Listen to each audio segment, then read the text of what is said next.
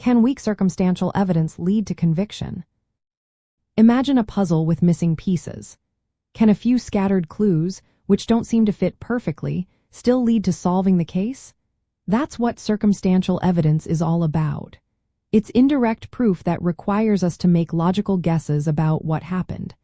Unlike eyewitness accounts that directly tell us a fact, circumstantial evidence points us toward a conclusion through inference. For example, finding a person's fingerprints at a crime scene or seeing them act suspiciously can be pieces of this puzzle.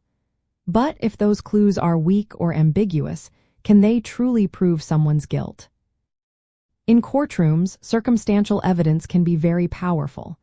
When multiple pieces come together to form a convincing story, they can lead to a conviction. Think of it like a chain. Each link must be solid. If the chain is weak, the entire case can fall apart. Courts do not dismiss circumstantial evidence as unreliable just because it's indirect. Many convictions are based mainly on circumstantial evidence when it creates a clear, logical narrative that meets the standard of proof beyond a reasonable doubt.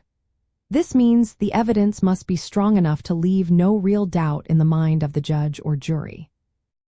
However, if the evidence is weak, meaning the inferences are uncertain or based on guesswork, it's unlikely to result in a conviction. For example, if someone is found near a crime scene but has no other connection, that alone isn't enough. The court looks at how convincingly the evidence points to guilt. If the inferences are too speculative, they don't meet the legal threshold. This is because criminal law requires proof beyond a reasonable doubt, and weak circumstantial evidence can leave too much room for doubt. It's also important to remember that the strength of circumstantial evidence depends on the context. Judges and juries weigh all the evidence together. They consider whether the inferences are natural and reasonable.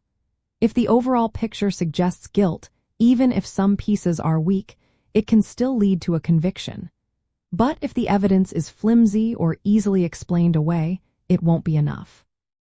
So, to answer the question directly, weak circumstantial evidence alone generally cannot lead to a conviction. It might raise suspicion, but it doesn't meet the high standard of proof needed in criminal cases.